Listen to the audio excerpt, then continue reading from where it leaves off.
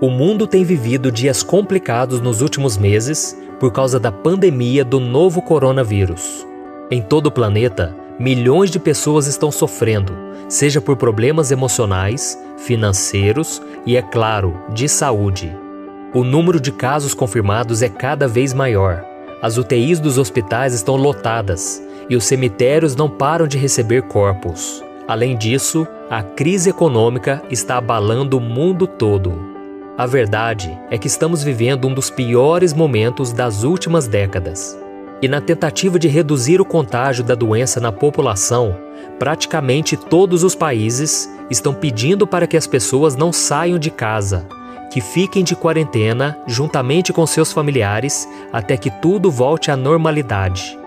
Mas você sabia que o isolamento social já existia nos tempos bíblicos? Pois é. A Bíblia nos mostra que em determinados momentos, os servos de Deus precisaram ficar fechados em algum local ou afastado das outras pessoas por algum motivo muito importante. Neste vídeo eu vou te mostrar o que esses acontecimentos com os homens e mulheres de Deus podem nos ensinar e nos ajudar nos dias de hoje. Mas antes disso, já deixe o seu like, se inscreva no meu canal e ative o sininho para você ser avisado pelo YouTube assim que eu colocar o próximo vídeo. Tá bom? Então vamos lá. O primeiro isolamento social da Bíblia, a Arca de Noé. Os capítulos 6 e 7 do livro de Gênesis mostram que a terra foi tomada pelo pecado, pela violência e pela desobediência.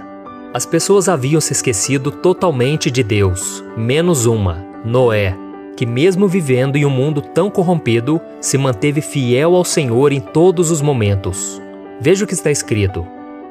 O Senhor viu que a perversidade do homem tinha aumentado na terra e que toda a inclinação dos pensamentos do seu coração era sempre somente o mal. Então o Senhor arrependeu-se de ter feito o homem sobre a terra, e isso cortou-lhe o coração.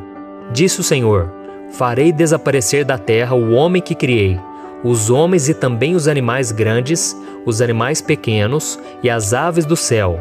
Arrependo-me de havê-los feito. A Noé, porém, o Senhor mostrou benevolência.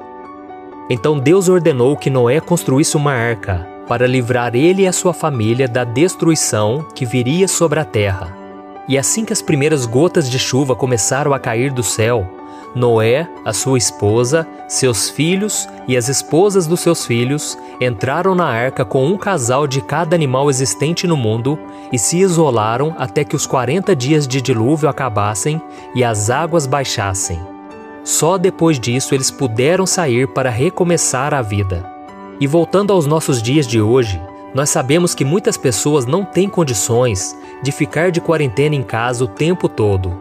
Elas precisam sair às ruas para trabalhar e sustentar suas famílias. Por isso fica difícil para elas aceitarem o isolamento social. Então, assim como Noé e a sua família foram obedientes a Deus, essas pessoas que precisam sair de casa para trabalhar devem obedecer às regras de higiene sugeridas pelo governo, usando máscaras, álcool em gel e lavando sempre as mãos, para que também sejam protegidas e evitem o contágio do coronavírus. Não é porque nós somos cristãos e servimos a Deus que podemos achar que nenhum mal dessa terra pode nos atingir. A Bíblia inclusive condena esse tipo de atitude. Foi por isso que Jesus disse: não ponha à prova o Senhor seu Deus. Então, meu querido irmão e minha irmã, seja obediente como Noé foi.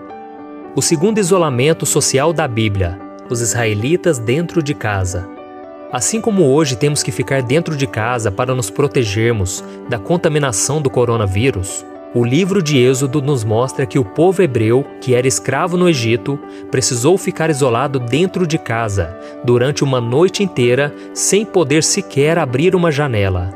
Para livrar o seu povo das mãos de Faraó e mostrar que ele era o único Deus verdadeiro, o Senhor enviou a 10ª praga sobre o Egito para matar os filhos primogênitos de todos que não tinham aliança com Deus de Israel.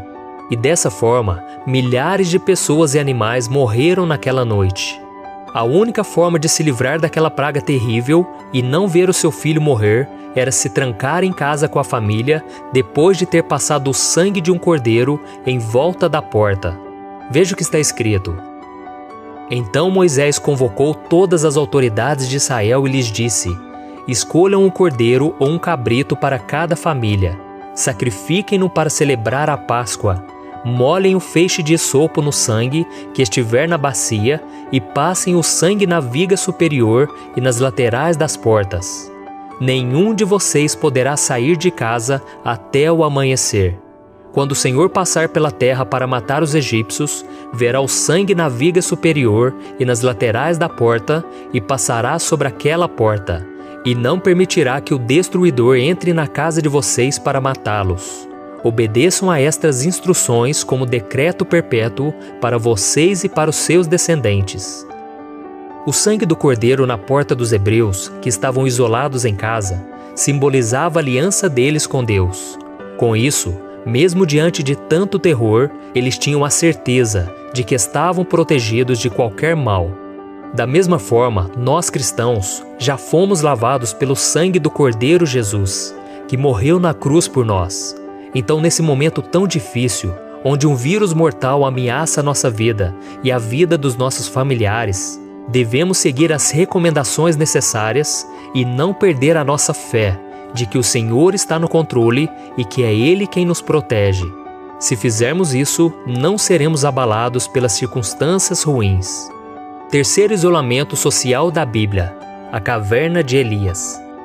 O livro de 1 Reis nos mostra que o profeta Elias também teve que passar um tempo isolado em uma caverna, por causa da perseguição que estava sofrendo da rainha Jezabel. Elias precisou passar por uma espécie de confinamento, pois senão ele seria morto, já que ele condenava a depravação moral e espiritual que havia em Israel por causa dos pecados do rei Acabe. E ao continuarmos a leitura, veremos que Elias ficou tão deprimido que chegou a desejar a própria morte. Mas Deus não abandonou o profeta e cuidou dele em todos os momentos em que esteve sozinho naquela caverna, inclusive enviando um anjo para alimentá-lo e matar a sua sede.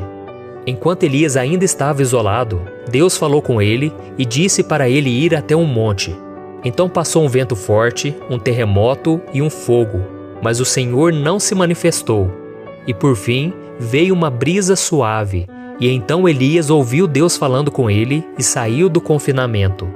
Hoje, muitos de nós estamos em isolamento social, sofrendo e chorando. Eu sei que há pessoas, inclusive, que estão sendo tomadas pela ansiedade, pelo pânico e pela depressão. Mas saiba que assim como aconteceu com Elias, o Senhor cuidará de nós e no tempo certo falará ao nosso coração e nos consolará com a sua voz suave. Veja o que ele te diz nesse dia. Será que você não sabe? Nunca ouviu falar? O Senhor é o Deus eterno, o Criador de toda a terra. Ele não se cansa nem fica exausto. Sua sabedoria é insondável. Ele fortalece ao cansado e dá grande vigor ao que está sem forças. Até os jovens se cansam e ficam exaustos, e os moços tropeçam e caem. Mas aqueles que esperam no Senhor renovam as suas forças, voam bem alto como águias, correm e não ficam exaustos, andam e não se cansam. O quarto isolamento social da Bíblia: a prisão de Paulo. O Novo Testamento nos mostra que o apóstolo Paulo também passou por tempos de isolamento social, na prisão. Assim como nós, ele foi obrigado pelas circunstâncias a se manter longe dos seus amigos e dos seus irmãos na fé. Mas mesmo assim, ele não permitiu que esses problemas tirassem dele a alegria em Cristo. Pelo contrário, Paulo aproveitou cada minuto do seu isolamento para falar do amor de Jesus ao mundo através das suas cartas. Veja o que ele escreveu ao amigo Timóteo. Lembre-se de Jesus Cristo, ressuscitado dos mortos, descendente de Davi, conforme o meu evangelho, pelo qual sofro a ponto de estar preso como criminoso. Contudo, a palavra de Deus não está presa. Por isso, tudo suporto por causa dos eleitos, para que também eles alcancem a salvação que está em Cristo Jesus, com glória eterna. Esta palavra é digna de confiança. Se morremos com Ele também viveremos. Se perseveramos, com Ele também reinaremos. Se o negamos, Ele também nos negará. Se somos infiéis, Ele permanece fiel, pois não pode negar-se a si mesmo. Então, meu querido irmão e minha irmã, O melhor a se fazer nesse momento de isolamento social, em que somos proibidos de estar próximos dos nossos irmãos em Cristo e das pessoas que amamos, é seguir o exemplo de Paulo e aproveitar cada oportunidade de pregar a palavra de Deus àqueles que tanto precisam. Você pode até não saber, mas muitos conhecidos seus estão passando por dificuldades, sofrendo por causa de problemas financeiros, sentimentais ou de saúde. Então aproveite as redes sociais para enviar a elas uma palavra de consolo e de bom ânimo. Procure versículos bíblicos que possam alimentar e consolar o coração dessas pessoas e os envie a elas através do seu computador ou celular. Você também pode compartilhar as mensagens de fé e esperança que eu posto todos os dias aqui no YouTube, no Facebook e no Instagram. Eu creio que tudo aquilo que você já enfrentou na vida ou está enfrentando poderá servir de consolo e motivação para as outras pessoas. Assim como o apóstolo Paulo disse: Bendito seja o Deus e Pai de nosso Senhor Jesus Cristo, Pai das misericórdias e Deus de toda consolação, que nos consola em todas as nossas tribulações, para que com a consolação que recebemos de Deus, possamos consolar os que estão passando por tribulações. Amém? Eu sou o pastor Antônio Júnior. Se você gostou dessa mensagem, compartilhe com seus amigos e se inscreva no meu canal. Deus te abençoe.